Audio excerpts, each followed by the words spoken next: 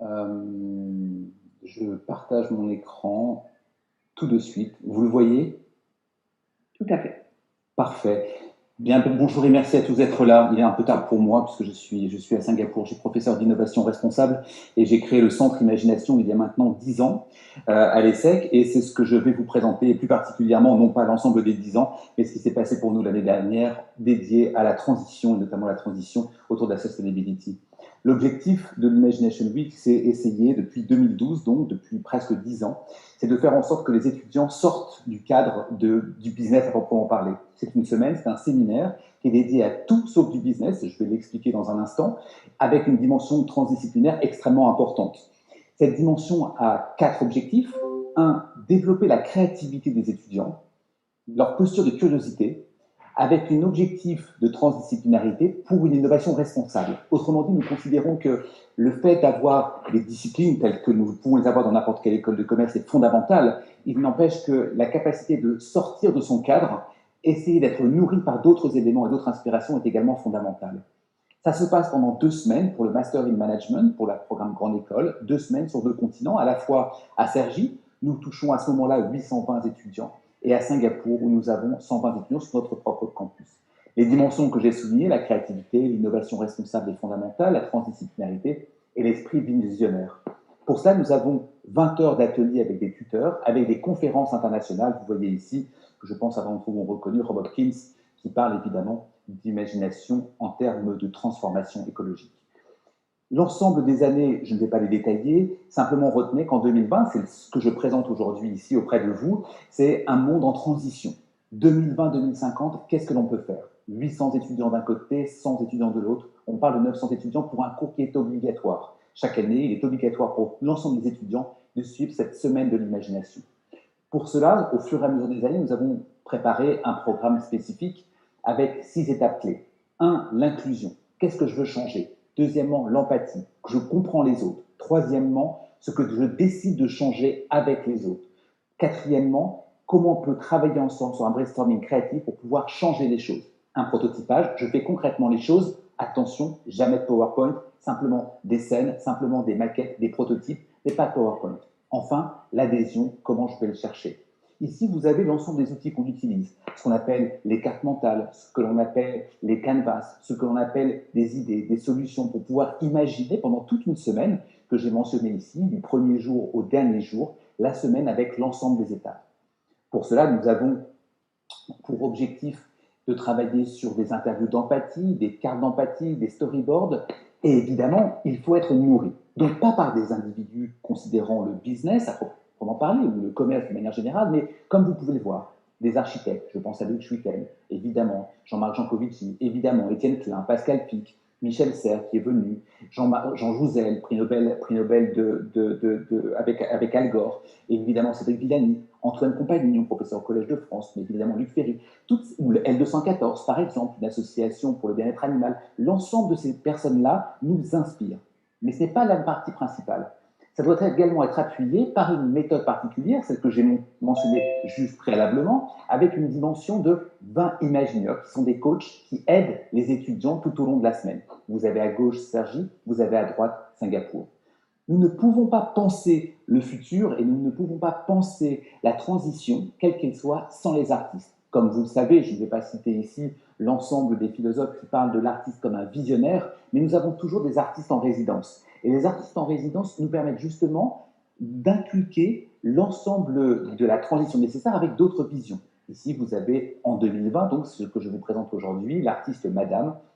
Rien ne se perd, évidemment, tout se change, ou Daniel T à Singapour à droite. Nous avons eu L214, etc., qui sont venus. Parmi les projets qui sont sortis, chaque année, nous avons plus de 200 projets autour de la transition. En 2020, Facilities Outburners, c'est comment, par exemple, ils ont pensé des hôpitaux capsules qui pourront purifier l'eau, produire des médicaments spécifiques. Modular Smart City Economy, des maisons indépendantes sur le plan énergétique, des panneaux solaires, du recyclage de l'eau. Final Fantasy, dans lequel ils cherchent à créer des voyages sans voyage, ou Fake Block, Mac Vegan, Green Coach, par exemple. J'ai pris simplement ici 6 projets. Vous le voyez, ce sont toujours des maquettes, ce sont toujours des scènes, ce sont toujours des choses qui sont en dehors d'un simple PowerPoint, avec une dimension très importante de proposer une créativité autour de cette dimension. Ce qui est important, c'est ce que pensent les étudiants.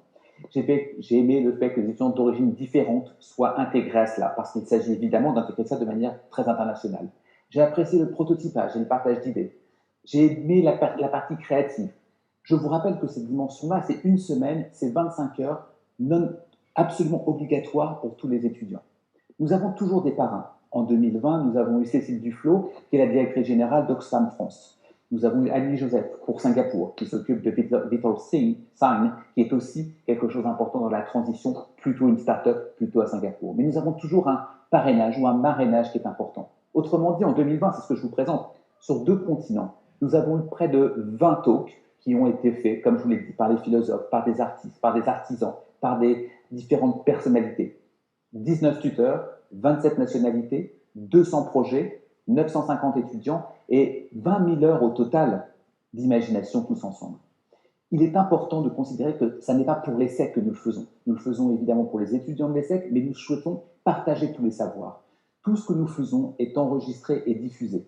C'est le cas par exemple sur la playlist de YouTube, que tout le monde peut retrouver évidemment avec un accès. Sur notre site Imagination Week, tous les talks sont disponibles et nous publions à chaque fois des cahiers Imagination Week avec l'ensemble de ces reprises. Ce qui veut dire que si tout de suite vous allez sur le site internet, vous allez récupérer l'ensemble du talk de Jean Covici, par exemple, M. Jean Covici, ou alors de Luc Ferry, de Michel Serres, etc. etc. Merci Xavier. Alors, comme ça a été très détaillé du coup, et que le temps est bien écoulé, on va pas pouvoir prendre de questions, d'autant plus que il faut qu'on fasse la pause, et en effet tout le monde essaie de bien tenir, et merci à tous, l'enjeu du timing. Si vous pouvez mettre votre caméra. En tout cas, le jury a particulièrement apprécié le caractère innovant et transdisciplinaire de l'initiative, notamment le fait qu'il permette aux étudiants de sortir de la réflexion business pour adopter une vision plus large des enjeux de transition via notamment des interventions d'acteurs du monde de l'art, de l'énergie, de la philosophie, etc., qu'on n'a pas forcément l'habitude de voir en école. Et aussi le fait que les étudiants sont vraiment pas seulement spectateurs, mais aussi acteurs via des ateliers et présentations sans PowerPoint sur les différents sujets traités. Voilà, donc un très grand bravo. Bonsoir. Je suis Isabelle Bento, je suis responsable exécutive de l'Imagination Week et je vais parler pour que vous n'ayez pas vu car il est à Singapour et qu'il est 1h30 du matin chez lui. Donc je voulais vous remercier. On est très content que vous nous ayez choisis.